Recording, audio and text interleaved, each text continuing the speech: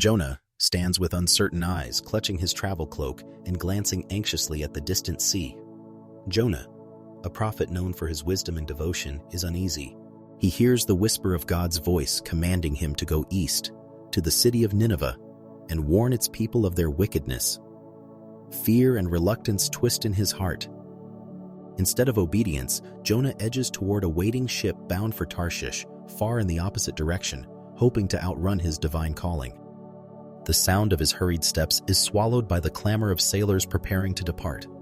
The sailors, faces pale in the flickering lantern light, scramble to secure the sails as the vessel lurches dangerously.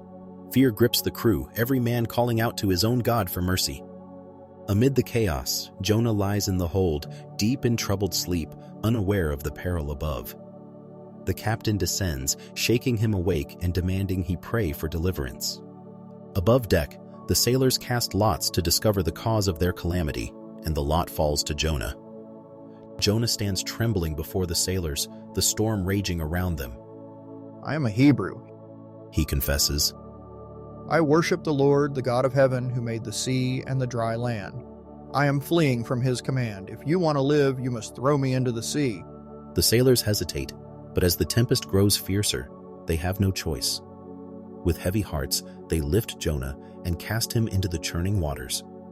Jonah sinks beneath the waves, surrounded by darkness. Suddenly, a vast shadow looms, and the jaws of a great fish close around Jonah. Inside the belly of the creature, all is damp and pitch black.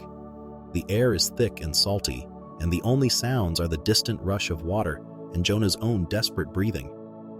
For 3 days and nights, Jonah remains in the belly of the fish, his heart filled with regret and prayer. Jonah kneels amid the slick darkness, his voice trembling with humility. O Lord, in my distress I called to you, and you answered me. From the depths I cried for help. Salvation comes from the Lord. Tears streak his cheeks as he promises to fulfill his vow. The fish's body shudders and Jonah feels himself rising, hope kindling anew. Jonah onto the sand, gasping and weak but alive. Jonah collapses on the beach, the salty tang of the ocean lingering on his skin. Gulls wheel overhead as he lifts his eyes to the heavens, grateful for mercy and a second chance. He rises, brushes the sand from his robe, and sets his feet toward Nineveh, determination burning within him. Jonah enters, his presence strange and compelling among the bustling crowd. He proclaims God's warning in every square. 40 days more, and Nineveh shall be overthrown. The people listen, their faces troubled. Word spreads swiftly to the king, who rises from his throne, dons sackcloth, and declares a time of fasting and repentance for all. The city falls silent in collective humility, even the animals dressed in sackcloth as a sign of sorrow. Jonah waits outside the city on a barren hill, watching for what will come. When God sees the people's change of heart, he shows compassion and spares Nineveh from destruction. Jonah is displeased, wrestling with anger and confusion, unable to understand such mercy. He builds a shelter, seeking shade as the sun beats down.